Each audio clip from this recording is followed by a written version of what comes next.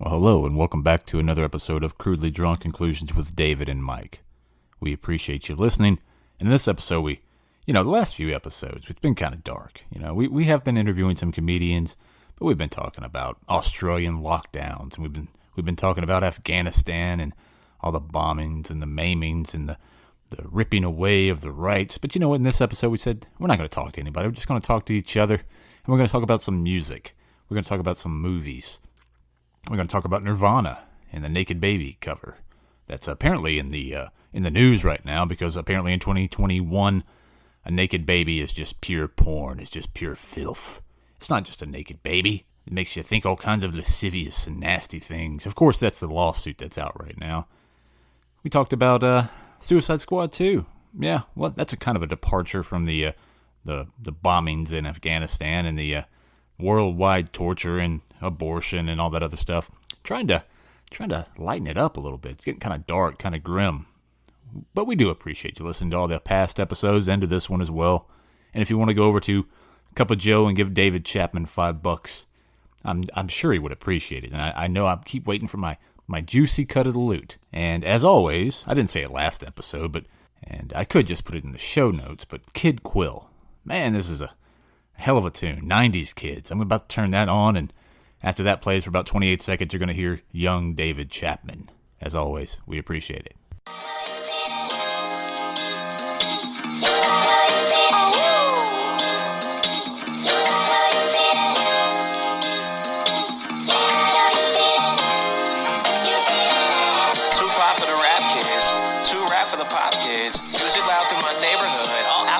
No top hits, neighbors think it's obnoxious. I'm sorry, Mrs. Anderson, but damn, you gon' have to wait until the drop hits. I forgot to take my vitamins. All right. Welcome back. Crudely Drawn Conclusions. How you doing, Mike? I'm good, man. I've abandoned coffee because it's too late in the day. You don't want to fuck yourself up, so I'm drinking energy drinks instead. Just wanted to check in real quick. I know you mentioned your mom and your stepdad had COVID. How are they doing? Well, they're alive and well. Apparently, COVID was no match for my 66-year-old COPD-ridden mother. She easily squashed it. I mean, she had one day where she was feeling pretty poorly. And then my not stepdad, it's just her husband, but he's a nice fella. He seems to be doing fine as well. He's back to work because, 65, and you got to keep working for the rest of your life when you're low income. But they're doing well. Damn it. Did they have bad side effects, or I know you said she had one kind of rough night. Anything still lingering? I hear some people lose their sense of taste and things like that. Yeah, she said her taste was coming back to her. She said the worst night was probably the second night or maybe the first night, where she was coughing a lot throughout the night, just like my daughter was back in November 2019 when she had the same symptoms and it was undiagnosed because no one knew what the fuck that was. But yes, she had that, and then her husband had the same symptoms, and then they went to the doctor, and the doctor said, you got the COVID, and we're going to give you all kinds of stuff. And I told them to take vitamins and minerals, and they did. They drank all kinds of orange juices, and people said, that's crazy. But my mother said, I feel good now. Yeah, you got a bunch of sugar coursing around your system, and you have overloaded yourself with vitamin C and vitamin D, and you feel good now. So, yeah, they're doing well. Well, great. I'm glad to hear they're doing better, man.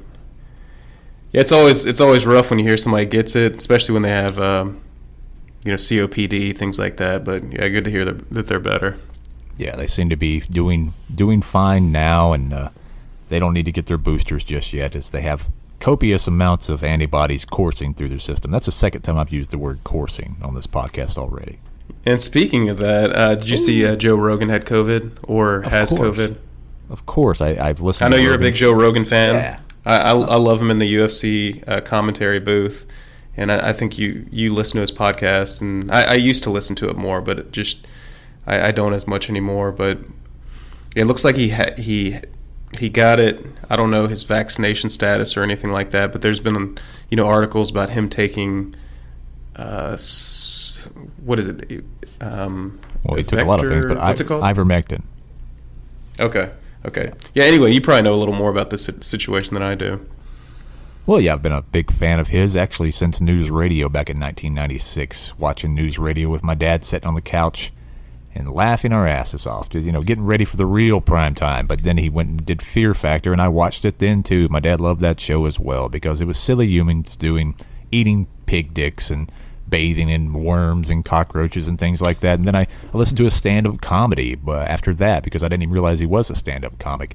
And then one night I was searching around for something called a podcast, and I stumbled upon the Joe Rogan Experience. And I've been listening to him probably for about 7 or 8 years now, and I guess I've heard him speak more than almost any other human being on the planet. So yeah, I kind of follow the guy.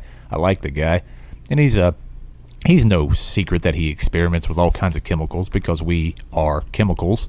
We're just a meat sack filled with chemicals. So yeah, he does the TRT and the HGH, and he does the DMT and the THC and all these different things, and he takes vitamins and minerals and trains. It's Brazilian jiu-jitsu and boxes and kickboxes and lifts weights and kettlebells and all that good stuff. And then when he got the COVID, everybody was laughing at him. He was actually, they call him an anti-vaxxer, but he's not an anti-vaxxer. What he was a guy who said if you want to get the vaccine, get the vaccine. But the most important thing you could do is just live a healthy lifestyle. And then when he got it, everybody was laughing at him and hoping he was going to die.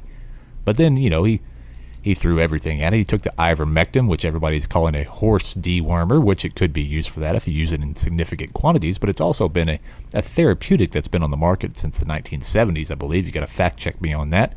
He took that, and he took a lot of vitamins, and 2 to 3 days later, he was feeling fine, and everybody's mad at him for it because it just kind of puts a kibosh, or it puts a bad taste in the people's mouth who've been saying you got to get double jabbed and then take a booster every 5 months for the rest of your life. And they're also coming up with pills that you're going to have to take daily. They'll give you good defense against COVID. So it's basically become more like a chronic condition than a virus is kind of what we're heading toward, where you always have to take some kind of treatment or pill. Meanwhile, Pfizer this year has made $33 billion in profits so far. So when they say that the vaccine is free to you, it's not free to you because that money comes from somewhere and it comes from you. You just don't see it coming out of your pocket because you're so used to giving everything to the government anyway. No, it's a good rundown. I saw him. He posted a short video where he had like quarantined a little bit from his family and seemed like he was doing better. And everything you said, but and I really don't follow Twitter too much, but I did read a few articles where him and other people that have spoken critically about things when it comes to the whole coronavirus thing. They really do get a pretty big blowback whenever they actually get it, or the way that they treat it. Have you noticed that? Yeah, look, there's a clear divide. One side wants it to be one way, one side wants it to be the other way. And when the other side pokes at the other side, they get back and forth frothy. And there's no going between them. There's no gentlemanly handshake across the line. It's, you're killing people the people who are vaccinated and the people who are wanting others to be mandated to be vaccinated, those that seem to be the human beings who are always mad. They're always angry that the other ones are putting them at risk, which it doesn't really make sense if you're already vaccinated, but let's not do that. We're not going down that rabbit hole. But yeah, you would think if you were vaccinated, you wouldn't have to worry about it, but that doesn't seem to be the case worldwide now that the actual truth of the vaccine is coming out, that it's not a cure for anything. It's not a preventative measure for anything. It does seem to lessen the symptoms or the severity of it, maybe. But, the most heavily vaccinated country in the world right now is Israel, and they've had skyrocketing cases because it doesn't prevent you from getting it. There's no going back and forth on that. They've painted the people in the light that if you don't get it, then you're some kind of caveman, that you don't believe in science, that you're a denier and you're responsible for the deaths of others. When in fact it's not what they said it would be, and it's not seemingly effective at preventing it. And if you do get it, you have a really very good chance of surviving it. So there's never going to be like I said, a gentlemanly handshake, and because there's always somebody that wants to tell you what to do, and that's what it comes down to, is compliance. That's what it seems to me anyway. Yeah, no, I know we've hit COVID pretty hard. Discussing it the last few, so I know we're trying not to turn all these into a big COVID podcast, but and it seems like Rogan's better. Glad to hear he's better. Glad to hear your mom's better. And I think you're right. I mean, like I mentioned in the last one, we have some close friends that are fully vaccinated that got it. I've heard of some other people fully vaccinated that got it as well. Yeah, so I think you're right. I mean, you could still get it. Hopefully, if you're vaccinated, it helps you get through it better.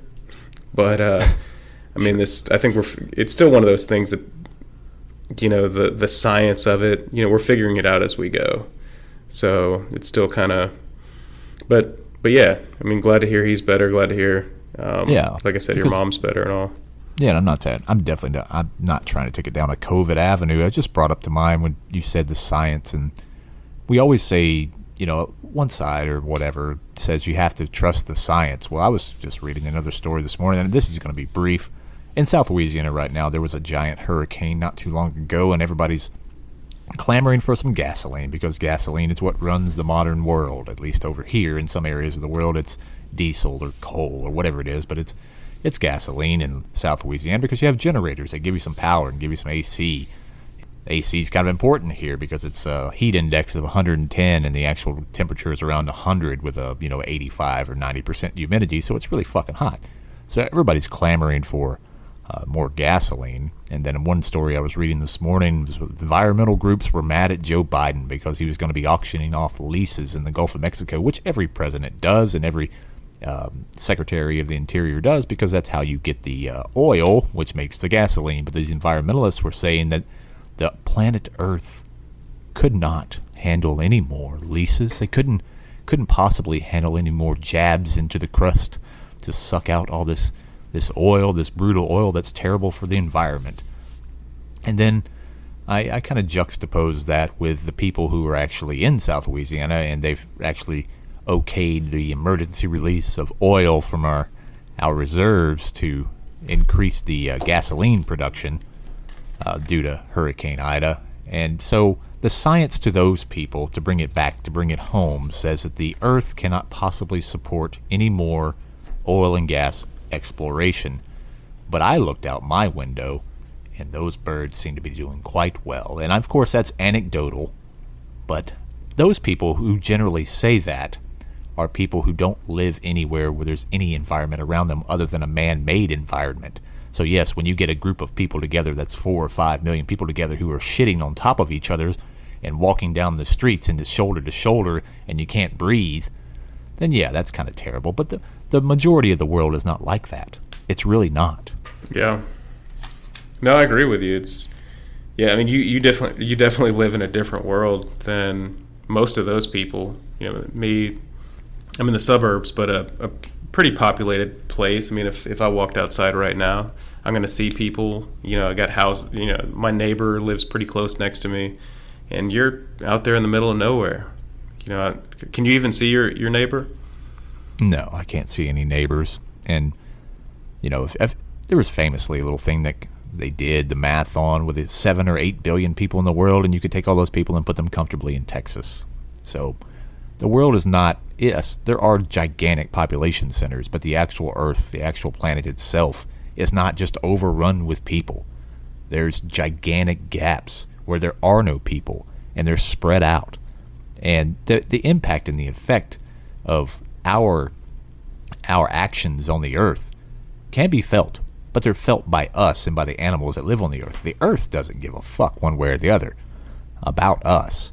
So when we say that we want to save the planet, we're not actually saying that ever. We're actually saying save ourselves. And even then, we're only operating from the perceptions that we have based on our own environment. And the science is always out, because that's what science is. It's a way to understand things and explain things, just like religion used to be the science of the day. I don't think we've ever talked about climate change or anything on the podcast, but it was funny. That same hurricane that passed through Louisiana, I guess, went all the way up to New York and flooded several places, and there was actually, I want to say, 20-something deaths. And I saw a lot on Facebook and other social media stuff where people were like, oh, you think climate change isn't real? Look what's going on in New York, kind of thing.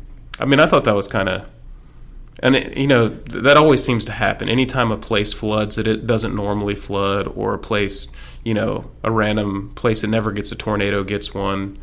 I don't know if that's, an indicator of like, oh, hey, this is climate change really doing its thing. I mean, what do you think about all that?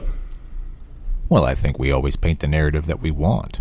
So if you say that this New York never floods, well, in the last 10 years it's flooded twice, and they say that, well, that's climate change. Who is they, by the way? But they say that that's climate change. Well, we live in such short lifespans that the climate of the planet is really hard to say what it is. It's only what you know. It's only what you've experienced. So you say, when I was a kid, it wasn't quite this hot. Well, maybe you're right. Maybe the climate has changed 1 degree. Maybe it has changed 1 degree over the course of that time. Or maybe you just haven't been paying attention all that much. Or maybe the instruments that are recording the temperature is much more sensitive these days, because I can look back from 1850 when they actually started recording a lot of the temperatures and really writing it down, that they were using mercury thermometers, which are interpolated by sailors on ships. So those sailors are looking at here, and they're looking at the thermometer, and they're seeing what the temperature is. Then they're writing it down on a piece of paper, and then it's transposed, and then it's recorded, and then 100 years later you look at it and you say, back in 1850, oh shit, it was only 72 degrees. Now it's 73.4 degrees. Because if you do look at the data, and you'll have to fact check me on this if you'd like, but I guarantee you I'm not that far off. If you do look on the data over the course of the last 150 or 160 years or so of recording, the temperature seems to have increased about a degree, maybe 1.4 degrees. And they say that's catastrophic, and maybe it is. Or maybe it just varies a little bit because we're an orb that's in the universe. That's, the sun. We're actually orbiting a star right now. And maybe we don't know everything. And you could say that you took ice core samples from Antarctica, just like an inconvenient truth, those ice core samples down there. And we took it and we quantifiably said, well, the temperature during this time was this much, and it's never been this hot on this planet ever. And I do think that we put so much stock in what we want to be true. And you could say that from myself, from my side of it. But I don't want one thing or the other to be true. It was hot when I was a kid because I was doing manual labor, and it's hot these days while I'm doing manual labor. And maybe it is 1 degree hotter, or maybe it's just a brief moment in time where it kind of all evens out. And one way or the other, you can say that maybe the climate is changing. Well, how do you want to stop that? And now the science seems to say that the climate crisis cannot be avoided, but we can just continue to bitch about it, essentially.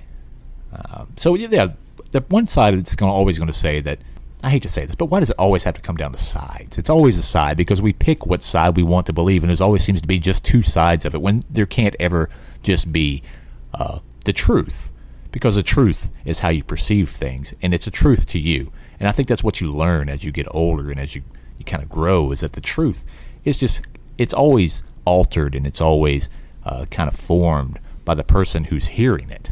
So if you want to believe something, if you want to believe it to be true, and you have the evidence in front of you, sure, but you need to take a step back and look at where the evidence came from. And maybe the truth is a transitory thing. You can't ever know pure truth because it's always interpreted by a human. Yeah, I mean, that's a really good point about why there has to be sides there. I mean, I know there's a lot of studies and things that come out about climate change or about medicine, about different things, that it's out there to help us, form these opinions, to figure out what the truth is.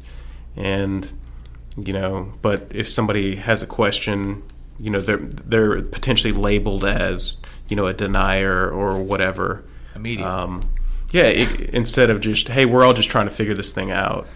Yeah. But it's you're right, it does turn into two different sides, and it kind of does that with everything, right? Yeah, it's almost everything, because even if you have gradations of it, if you have 10 different choices or 10 different sides, it really comes down to two sides. It always comes down to two. There's always this side versus that side. No, so speaking of truth, speaking of truth and fact, I guess, I think one thing you and I can both agree on is Nirvana being one of the top bands ever, right? I would definitely put them in the top 15 for sure. I would too. I was actually talking to somebody, an older gentleman, older than I. I was talking to him about Nirvana and Soundgarden and stuff, and He said he was kind of disappointed when Nirvana came around because he was a big 80s hair band fan. I've heard that many times. Yeah, and that's kind of like you were saying about Truth. I thought Nirvana being top 15 was that's just a fact. I mean, almost everybody can agree to that, but not this gentleman. Mm-mm. So I guess we had to choose sides on that, and I'd like to say that I'm right. Well, but yeah. Oh, go ahead. No, I was just going to say I've heard that argument many times as well, and because I was born in 1979, so that by the time Nirvana came along, it was my prime time to be listening to music. So when they came out and it was nothing I'd ever heard before, then yes, Nirvana is automatically in the top 15, even these many years later. But to the people who came out or were born 5 or 6 years before me, it's Guns N' Roses, it's Styx, it's all these other bands that were very popular at the time, and then something came along and killed their fun. It was many years later before I was able to actually enjoy both types of music and say that maybe one was more important than the other. Was it more important, or is it just something that kind of spoke to you at that particular moment in your life? I remember people talking to me about the Beatles when I was young, or even like when I was in the prime of enjoying music. And I could not get myself to like it. It just, something about it. But now I can listen to the Beatles and appreciate it. So I guess, as you get a little bit older, it makes a little bit more sense. But anyway, the reason I brought up Nirvana, I don't know if you've seen this, but so their most popular album was Nirvana Nevermind. It had Smells Like Teen Spirit, and some of their Lithium, some of their most popular songs. I guess you'd call it their breakout album, maybe. I mean, there were 2 albums before, but that was the big hit. And actually, there's only 1 album before the unreleased album came out after Nevermind. They were cashing in on the success. But yes, continue. Sorry. Yeah. Oh no. So, anybody who's seen the Nevermind album, or even if you haven't, you can look it up, or we can link to it in the show notes or something like that. But it's a baby, less than a year old, I believe, that's underwater, naked, and there's a dollar bill that's on like a fish hook. Somebody fishing with a dollar bill, and there's like this naked baby. And so now that naked baby is 30 years old, I believe. What's this person's name? I think his name's Spencer. Yeah, that sounds familiar. Yeah. I am familiar with this story. Yeah. So he is now claiming that the image of him on that Nirvana album was pornography. That Nirvana and the people at the people at the yes, the photographer, but also the what is it? The music company, the agents and the producers and the executives and all. All of them. So basically, he's saying he was a victim of child pornography because he was a baby. He didn't have any say-so in this whole thing. He's naked in a pool with his penis out, and now he's suing. I believe it's $150,000 per person that he's suing. Oh. So Dave Grohl, who's the drummer, he's even suing the previous drummer that wasn't even on this album, which I found interesting. Courtney Love, who is Kurt Cobain's widow, and the executor of the estate, the bassist, who I'm not going to butcher his name like I butcher everyone else's name, and several other people. Select, but it's butchered. Yeah. So, 30 years old. What do you think about this story? I know I've listened to this album a million times. I've seen the cover art. Never really thought much about it, but you got any thoughts on that? Oh, I got some thoughts on that. Yeah. Look, that was a formative album for me that came out, and I can remember standing in my living room when no one was there, being Kurt Cobain, being Nirvana, because of course I would just swap from instrument to instrument, from lead guitar, which is the only guitar, to bass to drums, and that was one of my favorite albums of all time. And now that I think about it, I do remember looking back at that album with that baby swimming on there with his little dick prominently displayed, and I believe it was a $20 bill on a fish hook. It may be a $1, but we'll have to look that up to make sure. But in my memory, it's a $20 bill. It's a $1. Is it? Okay. Yep. I'm gonna just go with a 20 in my head. That way we can I was just talking about this morning. So in my mind, it's a $20 bill. So, is swimming behind it. And I remember thinking to myself when I was 15 or 16 listening to this, like, you know what? That's a pretty sweet dick on that baby. That's arousing. That's really turning me on.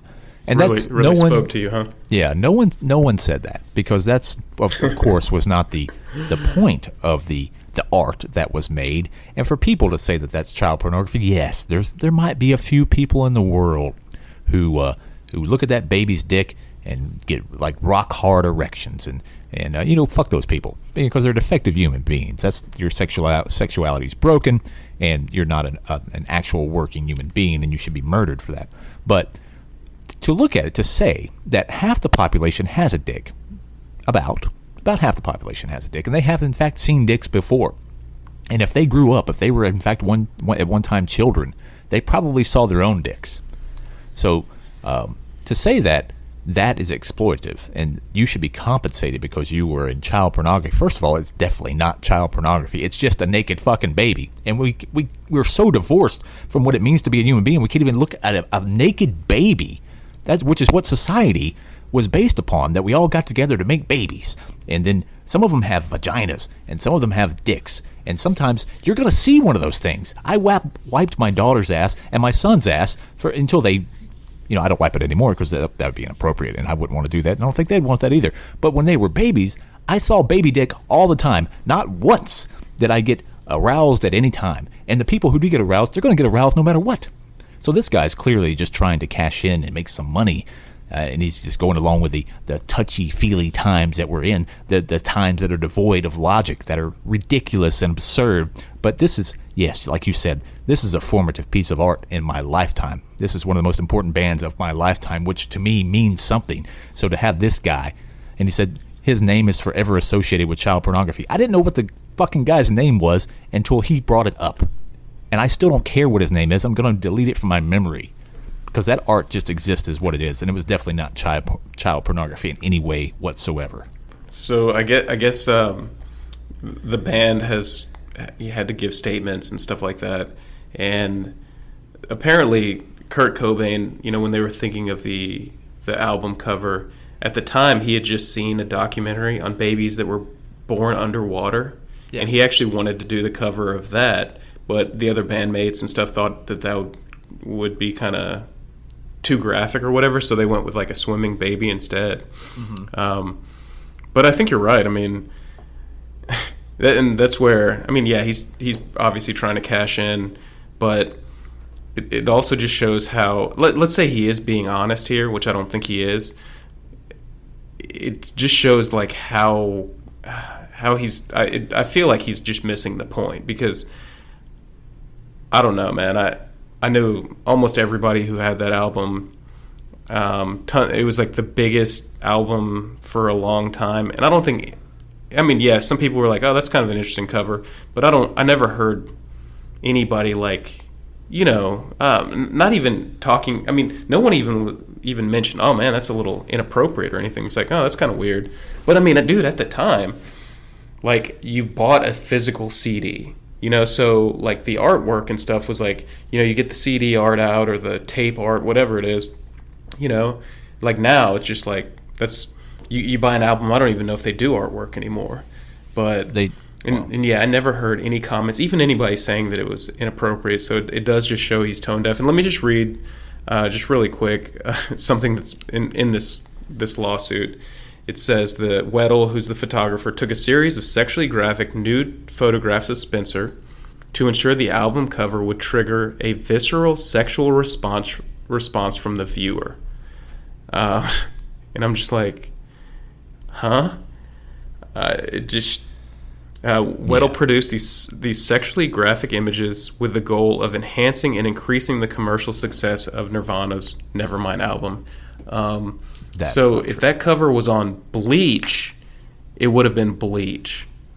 Not saying Bleach wasn't good, but Bleach wasn't Nevermind as far as being a commercial success. No. Nevermind was a commercial success because it had a lot of hits on it that could cross over onto the radio. Bleach was just way more hardcore, way more punk. Yeah. Yeah, exactly. So I don't know. But yeah, he's just cashing in. I think we're on the just same page cashing on in. that one. And if we're still in a world, where apparently we're still in a world, it's a very sensitive world, but it's a very sweet world, right? Where everything has to be protected and everything's sexualized. A baby is not inherently sexual. If you think it is sexual, then you're a fucking pervert. If you think that that's a sexual thing to see a naked baby, then the problem lies with you, not with the world. It's just a picture of a naked baby. And it was metaphorically meaning to me when I saw the album cover when I think that came out, 91? But I didn't probably see it till I was 12 or 13, which was about that time. I was early 90s. So when I saw it, to me it meant that is from the moment that you are placed into this earth, when you're born into this earth, they have money out in front of you, and it's on a fishhook, and it's being pulled by someone, but that's off camera. So to me, it was a metaphor from the moment of life, from the moment that you first realize you're on this planet, you're chasing that dollar. You're chasing some kind of success or some kind of fame. So I took it as a metaphor for that. Not once did I say, oh, shit, there's a sweet baby dick. No, of course not. It was just, it was a metaphor for life and all of your vulnerability and all of your fragility. And that's just what we are. And that's the society that we live in. And maybe that's how they meant it. Maybe it wasn't, but that's how I took it. So, but when we think that just by putting a naked baby on a cover, that it's grossly sexual. Well, if it's grossly sexual, it's because you're a sexual fucking sadist or a pervert and you want to fuck a baby. That's the only reason you could think that it would be sexual. A naked body is not sexual unless you make it sexual. Now, if you take a naked lady, if you take a plump breast and a nice firm ass and put it on the cover, it's still not sexual. You make it sexual because you're sexually attracted to it. It's just a naked body. And that could go either way, whatever turns you on. But it's nothing is inherently sexual unless you give it that. So let's stop that right there. This guy, I want to choke the fucking shit out of this guy. And that's an actual quote from Kurt Cobain from years ago.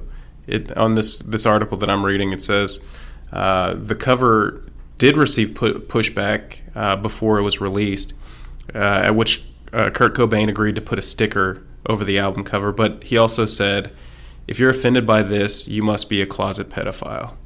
Yeah. So, I mean, that's the only logical conclusion you could come to if you have any kind of offense to a fucking naked baby. Yeah. What kind of fucking stupid world? One last thing to say about this. So it says this Spencer guy has been and will continue to suffer personal injury and permanent harm, including extreme and permanent emotional distress and physical manifestations, interference with his normal development and educational progress, lifelong loss of income earning capacity, loss of past and future wages, past and future expenses for medical and psychological treatment, loss of enjoyment of life, and other losses, the suit says. Yeah, I mean, I get it. And just one more point to add here, and everybody can look this up, or we can link to this as well.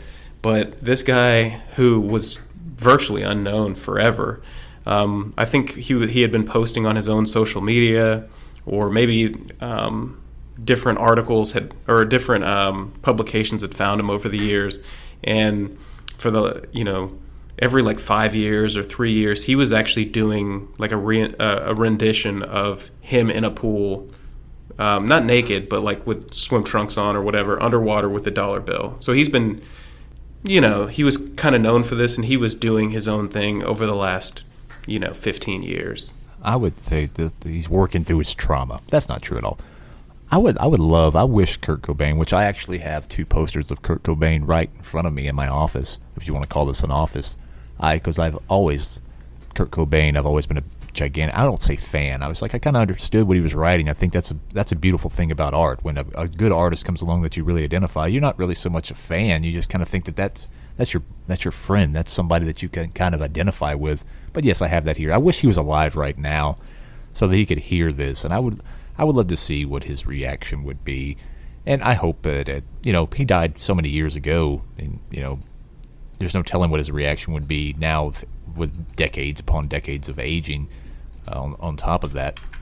But to kind of see it come full circle and to see this nobody, just this baby, just this random person who would not have any notoriety whatsoever because no one would know who the fuck he is other than the fact that he chased it. So it's kind of like a self-fulfilling prophecy that this know-nothing no-name baby with no talent to speak of that we know of is just chasing that dollar. So I think this is kind of a beautiful metaphor come to fruition for Kurt Cobain. Maybe he set it up this way. Maybe he planned the downfall of young, whatever the fuck his name is. I'm not going to repeat his name because I don't care about his name. Speaking of this, on a side note, seeing babies get thrown in the water and pop out and float and all that kind of stuff, now that's something, right? We never did that with our kids, but after doing a little bit of research on that, I guess you get them to kind of gag. You put them in the water, obviously, so they're not sucking in water, and then they go in the water and come right back out. It's kind of disturbing to see, but it's interesting. I mean, I've seen some kids learning how to swim. It's such a like little babies, like they're crawling, but they're in the water, going underwater. It's insane to see. Well, when a baby's born, just like right beforehand, they were covered in water. They were swimming for 9 months, and then they come out, and they're amphibians at that point, generally, almost. That's true. So that's what it got me when I watched the birth of my children. When they came out, it was like they're breathing air for the first time, and they've been swimming in a liquid environment for the last 9 months, and then they come out into this dry area. And we always have a clear distinction of what an amphibian is, but they were amphibians. Now they're land creatures, but they still have those roots, right? For a while until they learn to fear, because of our cognitive capacity. We teach fear, and it's just something natural to them, the gag reflex. Well, I hope that. Well, we'll give an update whenever however this lawsuit goes forward. But just, I don't know if it's a sign of the times. But when I saw this, I was like, oh man, I guess we've seen it all. I didn't think we'd ever see this young album covered gentleman, but here he is, and he's wanting his cut. So yeah, I mean, strange to see. I see an entire continent locked down right now, and. So it's like everything. Nothing surprises me. It's fine, but I am disgusted by that story. We're gonna move on a little bit, and I know if anybody's been, following us, during this podcast process, we haven't really talked a whole lot about movies, but Mike is a huge movie fan, and I know he recently saw a few things recently. He's actually. I mean, I feel like you've seen every single movie that's been out there. I mean, are you still that up to date with stuff, or are you a little behind now? I'm a little behind now. This pandemic has crushed my movie going. Yeah, I would go to the theater 2 to 3 times a month, and I would watch movies all the time. And I worked at a video store in high school and out of high school, and I've been a gigantic fan of cinema for decades and decades. So yeah, up until about 2020, I'm pretty solid. I'm damn near anything you want to bring up. I don't know, man. I'm very behind, but I guess let's just start off. Have you seen anything recently? I mean, so like you said, a lot of people are kind of locked down. People are working from home. Is there anything like on these streaming platforms, either a movie or a series that you've seen recently that is worth seeing or worth reviewing? Everything's so fractured right now. So in the past, when a movie would come out, and not that long ago in the past, nothing was on streaming, so it was all in the theater. So you'd all go watch Star Wars. You'd all go watch the new Harry Potter. They still have those big tentpoles, but now, like the most recent one that I just watched that was a fairly large motion picture was The Suicide Squad, or The Suicide Squad Part 2, depending on how you look at it, directed by James Gunn, who's directed Guardians of the Galaxy, which you may know. Now he swapped over to DC. DC is a comic book company, and Warner Brothers has the motion picture rights for them, whereas Disney owns the motion picture rights for Marvel. But if you do want to see a pretty good, irreverent, very fun and dark comic book adaptation, The Suicide Squad is definitely that, because it's incredibly fun, and it's ridiculous, and it's over the top, and it's violent as fuck. It's because it's rated R.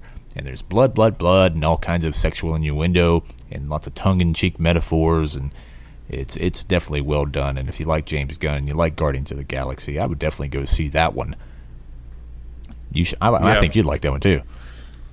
Yeah, I saw it. It got a pretty good rating on Rotten Tomatoes from the top critics and from the audience.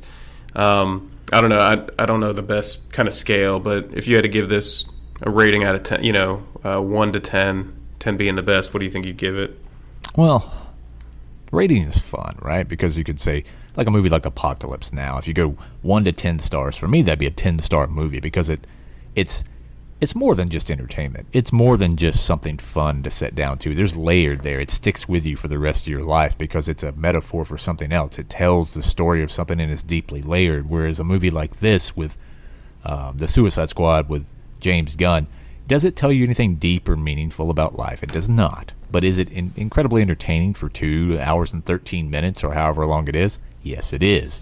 So you could say that you could sit down for 2 hours and 13 minutes of your life and you could have a really good time. If you just watch this, if you put the phone down, you didn't check your email, and you didn't look at your Twitter, and you didn't check the Instagram, if you just watched this film and just took it on its face value, you didn't worry about it going deep, you didn't worry about it telling you anything about the mysteries of the universe, which nobody does really anymore.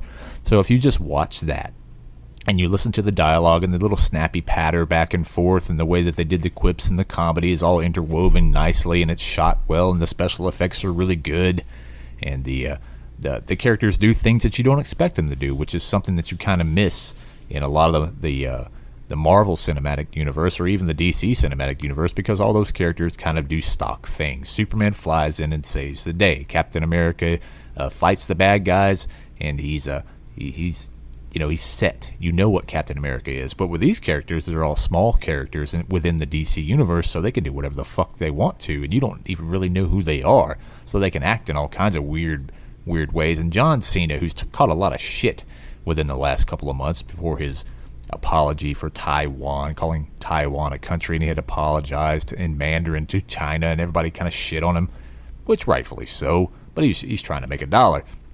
In this movie, he did an excellent job because he played it to the hilt. It's not a deep character, but it's a very entertaining character, and it is a layered character. So he did an excellent job, and he's probably one of the standouts of this movie. I really enjoyed his character. Is this one you need to watch a whole bunch of movies, all the DC stuff, before you watch this one? You need to know nothing about DC in order to enjoy this movie. In fact, if you know who Superman and Batman are, it would have no bearing whatsoever on this movie. This could be a standalone movie. You could just turn this on, watch 2 hours and 13 minutes of it, and never investigate DC any further than that because it's just self-contained. You don't need to know shit other than the fact that these characters exist right now on the screen. And that's the beautiful thing about a movie where you don't... If you could tell a A to Z story within the confines of the running time of the movie, and you don't need to know anything else, that's excellent. That's awesome to me because you kind of achieved what you were shooting for, what you were going for. Yeah. What about like a series? I know you mentioned earlier you were watching, was it a American Horror Story? Yeah, the American Horror Story is kind of polarizing for a lot of people because it's been out for a while. It's on its 10th season, and it actually has a little offshoot. It's called American Horror Story Stories, which was kind of shitty. But it did achieve some kind of fame for its first few seasons, and because of the cast and the direction, the first season was Murder House, the second season was Asylum, the third season was Freak Show, I believe.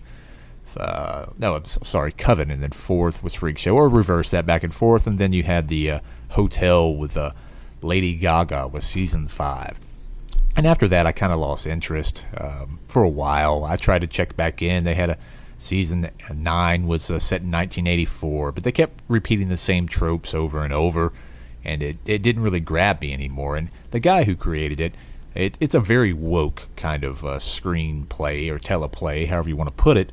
So there are definitely some... in fact, one season was basically an anti-Trump riot or rant. So... But he kind of got away from that in season 10, which is the one that just came out, American Horror Stories Red Tide, because I think it's an amalgamation of the vampire mythos with the alien mythos or with the genres. So, and it's actually kind of going back, and it is creepy, and it is dark, and it is a horror story, which was what the series was supposed to be, but it kind of got away from that. I'm really kind of enjoyed it. I'm on episode 3 because they're still going by the old model on American Horror Story where it's an episodic thing. they don't release it all at one time. It's not like Netflix where they put the entire series out there so you can just sit down and watch it for the entire time. You do have to wait. The tension does build, and you are clamoring for it when it comes out. So it's very well done if you like horror, if you like creepy things. And I guess on that one, do you need to watch the previous ones, or can you just jump in on that one? Absolutely do not need to watch anything that has come before, because each one of these seasons is standalone. They might have some elements or different characters. Now, they use the same troupe of people. It's like an old-time playwright that had the same troupe of his same cast, and he would just write different plays, and they would play different parts. That's what they're doing with this anthology series, and you don't need to know anything that came before. Although I do recommend, if you would like to know something like that, you can go back and watch Murder House and Asylum, which I think are the two strongest seasons, especially for me, because they're the darkest ones to me. Now, the other one's Hotel's fun, and also you get to see Lady Gaga's ass. If you enjoy that sort of thing, that's a good time for all. But yeah, there's some similar elements along the way, but you don't have to watch what came before to enjoy what's being done right now. So what's shifting gears a little bit, what is out or coming out in the theater that you're actually wanting to go see?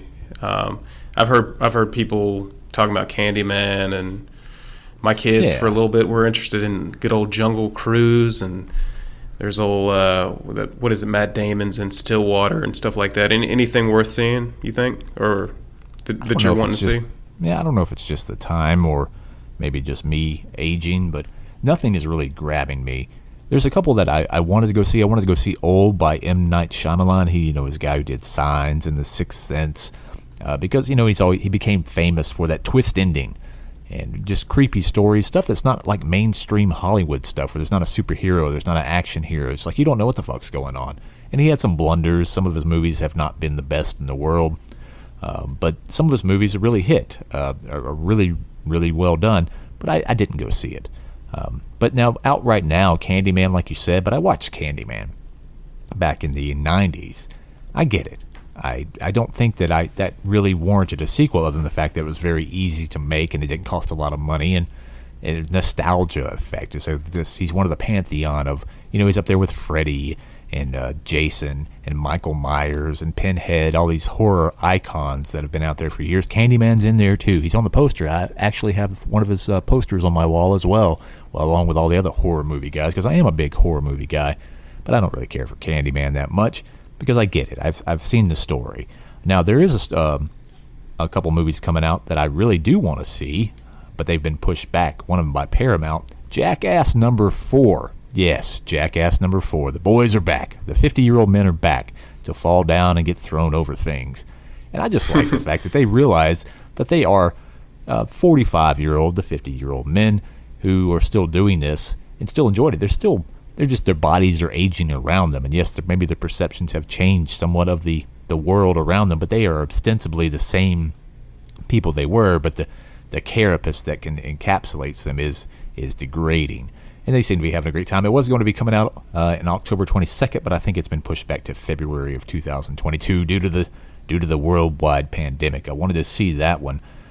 Jungle Cruise I could care less about, because it's a tentpole movie for Disney. I do like The Rock as far as his on-screen presence, but I don't really think that I'm going to be sitting down and watching Jungle Cruise anytime soon. And thank God my kids are older now and couldn't give a shit about Jungle Cruise.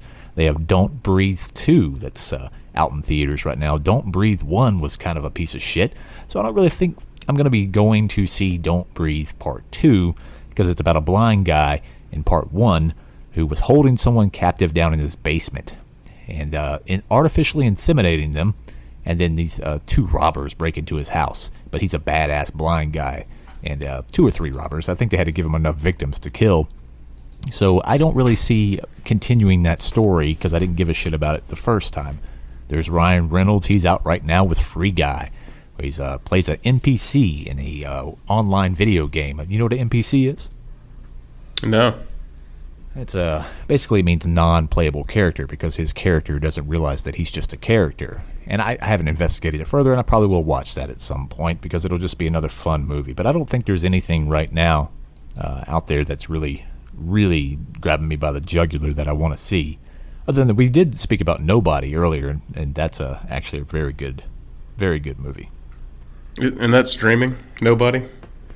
Yeah, Nobody's out right now. It's with Bob Odenkirk. You may not know who Bob Odenkirk is, but if you ever watched Breaking Bad and Better Call Saul, that is Saul. And also, before then, in the late 90s, he was on a show called Mr. Show with Bob and David. That was with David Cross, and he was an improv guy, and he was funny. But in this movie, he's still very fucking funny, but he's also kind of like John Wick, and that's what it is, basically. They took the guys who made John Wick. They said, hey, let's take this script and we'll do the same kind of energy and the same kind of fight choreography and the same kind of action movie, but it's more of a comedy. And it's one of the best action comedies or comedy actions that I've seen in the last, 5 years at least. I'd put it right up there with underneath Wick as far as like action's concerned, but it's very well done. And if you got 93 minutes to invest, it's kind of like another Suicide Squad. If you just want to sit down and smile for a while, if you just want to enjoy yourself for a little while and not worry about all the pandemics and all the baby dicks that are dangling around the world, if you just want to enjoy yourself, sit down and watch this movie. It's a really good movie. No, that's good. I mean, I think that is important right now. One thing you mentioned that it's kind of so I'm not a huge movie person, but the amount of sequels and stuff and movies that get remade, it's sometimes. Do you think a lot of these are just people just cashing in or something like that? Because like you mentioned, you didn't think the first one of whatever Candyman needed to be remade, and I've seen that a lot where there's so many kind of unnecessary sequels and things like that. But me, as somebody who doesn't really follow movies that closely, I don't really waste a whole lot of time thinking about it. I'll see like the preview or during the commercials of like a football game I'm watching, and I'm like, wow, they're doing another one of those, or kind of surprised to see some of this stuff. Do you feel the same way, or do you? Well, is it just a money grab for some of these? It's an established money grab because these movies take a lot of money to make. So if they're going to make a big movie to come out to the theater, they want to make it into what's called a tent pole, something that you could attach all kinds of marketing to, and you got merchandise to go along with it. So if you look right now at the 15 movies, the top 15 of the domestic box office right now, and I just pulled it up. Candyman, right? That's a remake. Okay, that's a remake because they probably only cost like $5 million to make it, and it's probably going to make 60 or 70 million. So it's a huge return on investment because it's an established intellectual property. That's what they refer to it as, an IP. So they know that it's going to have a fan base already built in. They know they're not going to have to spend very much money, and before you know it, bang, 5 million out, 60, 70 million back in, and then you have back end on that, right? You're selling it to HBO, or you're selling it to all these other streaming services to pay a fee for that. So it's constantly making revenue without putting out much. So that's established. Mm-hmm. So you got Candyman, you got Don't Breathe 2, which is the one I brought up that they didn't need a sequel to, but it's an established property. It didn't cost much to make, and it's going to make money. Then you have Black Widow. Black Widow is still in theaters, and Black Widow is a spinoff of Marvel, right? It's the first standalone female, other than Captain Marvel, a movie, and it's been pushed back many times before the pandemic, but they put it out there, and it's making a ton of money. It made $181 million. I think that's just domestic. It would have made probably $300 or $400 million if this was pre-COVID, just domestic. And that's just a spinoff. That's a spinoff of a character who died in the last Avengers movie. So we know that there's no drama here. We know this is a prequel to that. So we know that nothing is going to happen to Natasha because she couldn't have died back then if she did all those Avengers movies. So that's the movies I don't get.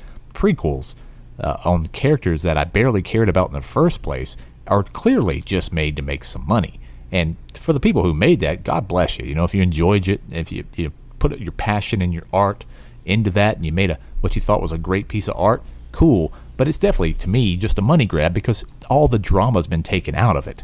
And if you keep going on down, then you get on down to one of the biggest sequels of all time, F9, the Fast Saga. They've made 9 movies, actually 10, because they made a spinoff of that as well. And these are clearly just about being bigger and more monstrous and more overreaching worldwide so they can just keep making money. It's hard to get... what do you think about Fast and the Furious? I remember the first one when it came out, it was so iconic that, people were modifying their cars, at least in the few towns that I lived in, with the huge spoilers and all that stuff to be like that movie.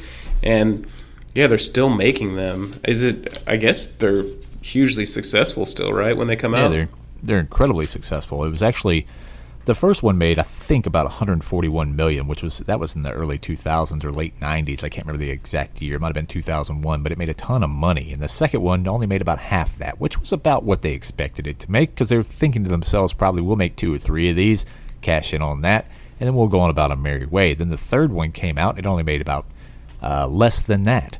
I'd have to look it up to see actually how much it made, but it made significantly less than that, and said, okay, we need to go a different direction. Then they came out with a fourth one, and it made about as much as the first one, maybe a little bit more, and they said, holy shit, okay, maybe we're making them more serious now. We're making them not so much just street racers racing each other's back and forth.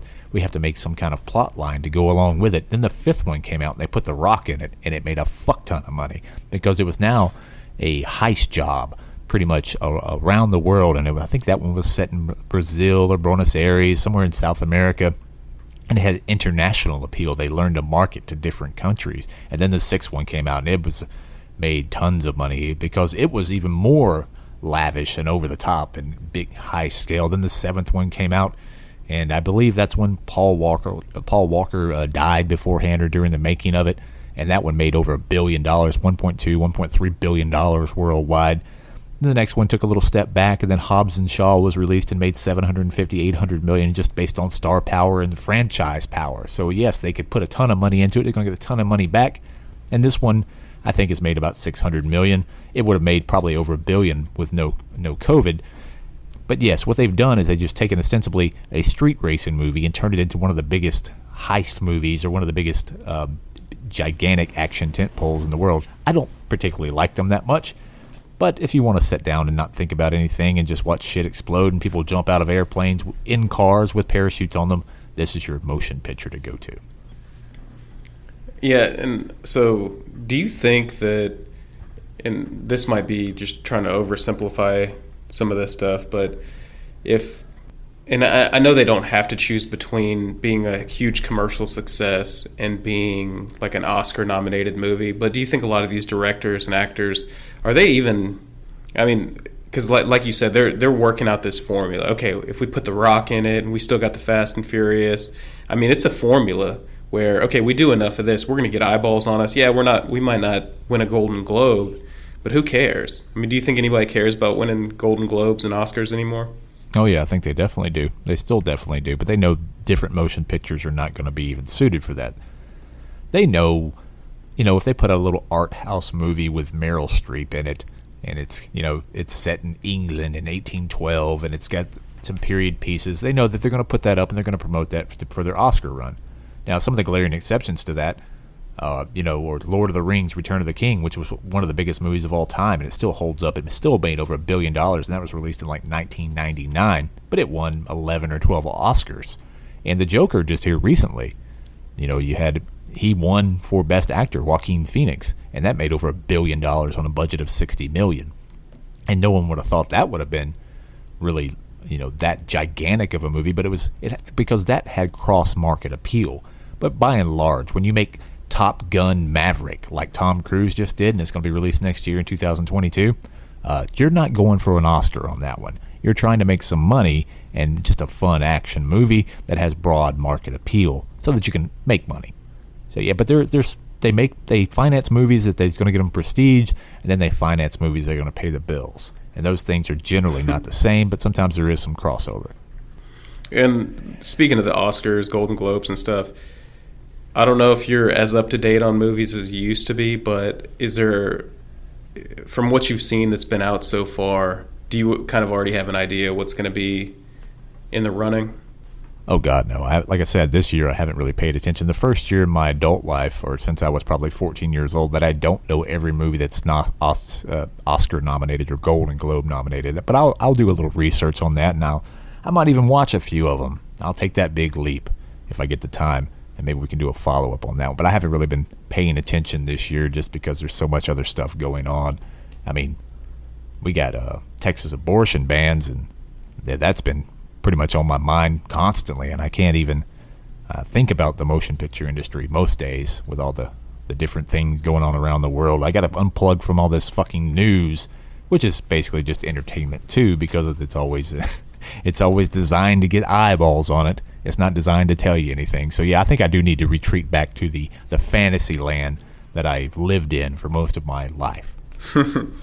Well, how about you help me out for a second? As I've mentioned several times, I'm not a big movie buff, but even like having this conversation right now, I'm like kind of wanting to go watch the movies because like, oh man, that sounds fun. Or you watch a trailer and it's fun. Like, why do we watch the news instead of this shit? You know what I'm saying? Like, it doesn't make sense to me. But you've motivated me a little bit. So, if I'm gonna go watch a good action movie, what would you say your top 3, top 5 action movies of all time are? Holy shit. To quantify it as just a straight up action movie. Top 5 action movies. Well, and if you need more time, we can come back to this later because I don't want to. I'm not putting a gun to your head. Because I always have like all these different gradations. Because you could say that John Wick is an action movie, right? You could say that.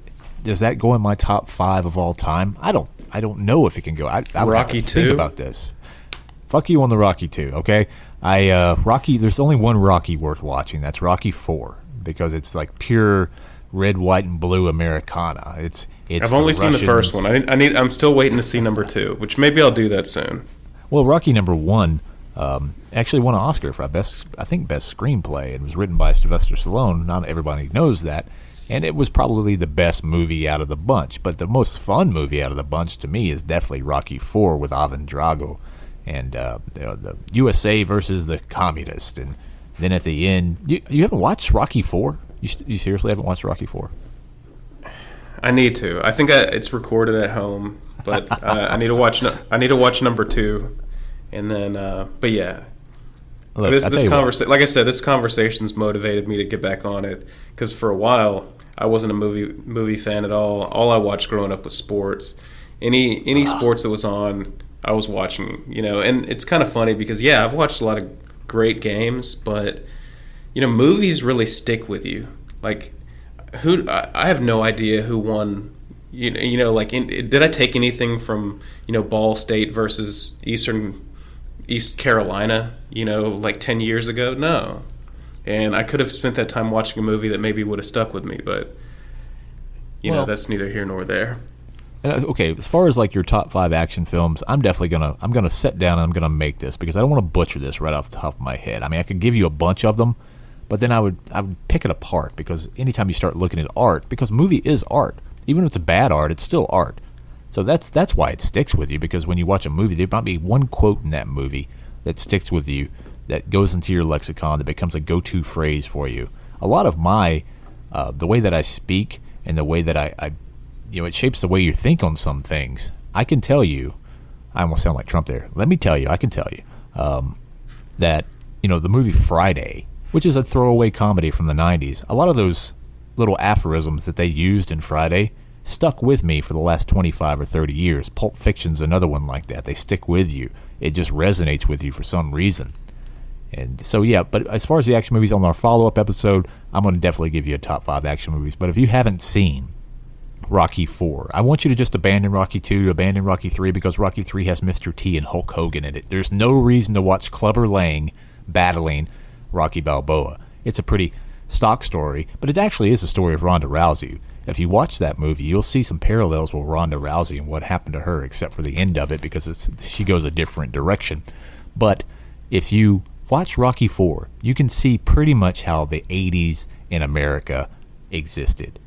You can see how it was kind of portrayed and how people thought about the communists versus the Americans. And then we thought that we would always prevail. And if we could just show them how good we were, they would come to our side. They would respect us because our side was right and true, even though their side was more composed and more trained and just better at a lot of things. We had heart and we had a chin and we keep fighting no matter what. And it was a metaphor. It was an allegory for what the conflict was. And goddamn, what a piece of cinema that was. I want to go out right now and start training. If you watch that training montage, it's hard for you, even as a late 30-year-old man, not to get up off your goddamn couch and start going out and running and punching bags. Well, dang, you got me motivated now. I do what I can, sir. No, it's interesting. The only other time we've talked movies, I think you destroyed the Purge movie, right? We had just you had just seen that in theaters. It's funny, like we get feedback, from you get some feedback from people that listen. I get some feedback from people I know that listen, and we only talked about movies one time, but I do remember getting quite a bit of feedback, either because I guess a lot of my friends really are into movies, and so some were like, "Oh, come on, it wasn't that bad," and some thought, yeah, he's exactly right. Some people, had different comments, and I still haven't seen it, and I doubt I will because I have so much other movies to catch up on, and so most many likely I'll Rockies end to up watch. watching sports anyway. Yeah, exactly. Yeah, So- you got tons of Rocky movies to watch and Rambo movies to watch. You can't be wasting your time on The Purge. Maybe late in life, you'll be catching up on the classics when you're 65 or 75 and senile. If you make it that far with all this COVID floating around, maybe you'll just be on your 19th vaccination and your boosters, and you're sitting back watching The Purge, Part 19, as the Mexican flag waves at the end. Yeah. Well, I have seen Casino, so don't worry. I've seen Casino. It's pretty damn good. That's a top 50. That's a top 50. I'll put all these lists together, and we'll have to address these going forward. Yeah. Yeah, have you ever tried to list out the top Scorsese movies? Oh, yeah. I've made tons of lists, but they vary depending on my mood and what I've had to eat that day, or perhaps definitely how much I've had to drink. Oh, goodness. Okay, well, cool, man. So I'm a little motivated now. I'm going to have to try to catch some of those. When I opened up Rotten Tomatoes while we were talking, there is a movie that looks, and this is the thing, I end up watching obscure movies that nobody has seen, but like when I'm looking at the stuff that's either out or coming out soon, this one comes out on the 13th. It looks like a movie called East that probably nobody's heard of, or who knows who's even in this thing. Oh, shit. It's in Dutch.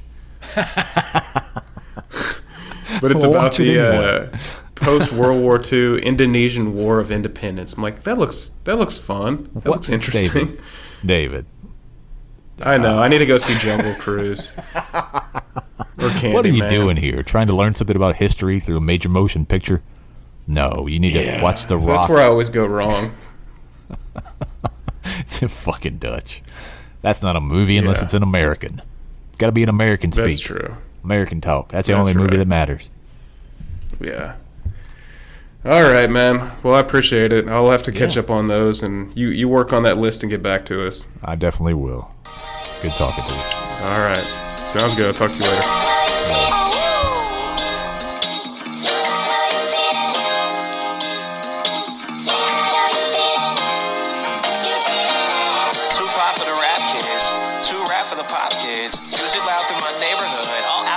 No top hits. Neighbors think it's obnoxious. I'm sorry, Mrs. Anderson, but damn, you gon' have to wait until the drop hits. I forgot to take my vitamins, but didn't forget